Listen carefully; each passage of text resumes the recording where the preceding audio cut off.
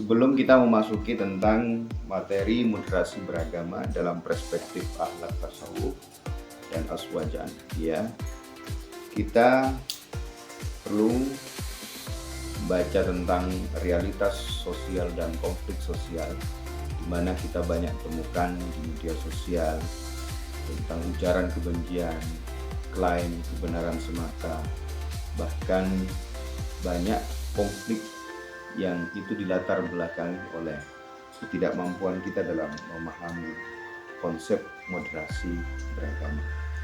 Bagaimana perspektif tasawuf menyikapi sikap moderat ini dalam kehidupan bermasyarakat? Konsep moderasi aswajah dalam perspektif Nahdlatul Ulama, moderasi dibangun di atas 3 prinsip, menekankan pada keseimbangan, jalan tengah, dan sikap yang proporsional dalam beragama maupun bermasyarakat. Salah satunya adalah tawasud, moderat, mengambil jalan tengah, tidak ekstrim ke kanan maupun ke kiri, mampu bersikap proporsional, tidak berlebihan atau ghulu, dan tidak terlalu longgar dalam memahami agama.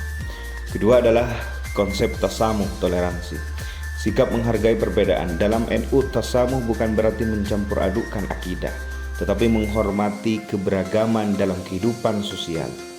Yang ketiga adalah tawazun, seimbang, keseimbangan dalam berbagai aspek kehidupan, baik antara aspek dunia dan akhirat, baik antara individu dan sosial, ibadah, ritual, dan tanggung jawab kemasyarakatan.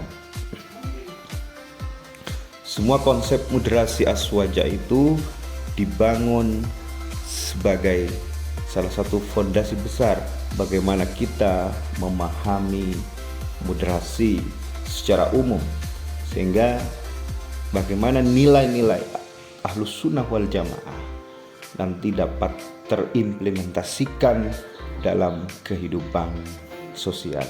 Konsep moderasi wasatiyah adalah sikap tengah, tidak ekstrim, adil, seimbang dalam memahami serta mengamalkan ajaran Islam. Bagaimana tradisi keagamaan NU seperti maulid, tahlilan, sholawat itu dapat terinternalisasi dalam kehidupan masyarakat. Yang pertama misalkan seperti tradisi tahlil, menanamkan kesadaran spiritual tentang kebersamaan dan harmoni sosial. Yang kedua, tradisi maulid mengajarkan mahabbah, cinta kepada Rasul yang melahirkan cinta kepada sesama. Selanjutnya adalah tradisi tahlil mengandung nilai tasawuf berupa zikrullah, mengingat Allah, dan kesadaran tentang kefanaan hidup. Dalam tasawuf, mengingat kematian dan kehidupan akhirat akan melembutkan hati serta menumbuhkan empati terhadap sesama. Yang selanjutnya seperti tradisi sholawat dalam NU merupakan bentuk zikir yang syarat dengan dimensi tasawuf.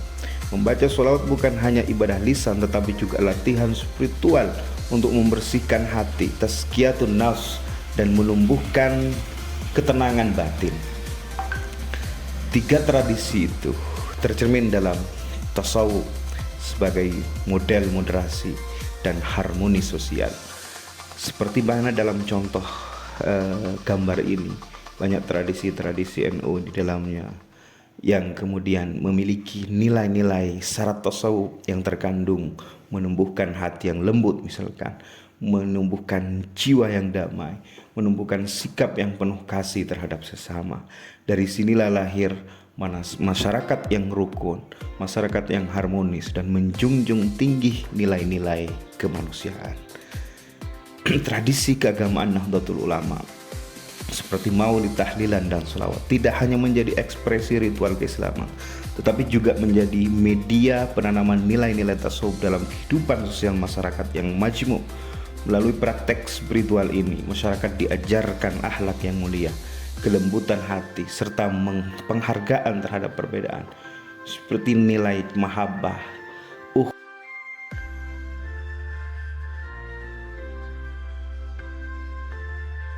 Anda menemukan praktek keagamaan yang berbeda dengan tradisi yang biasa Anda lakukan.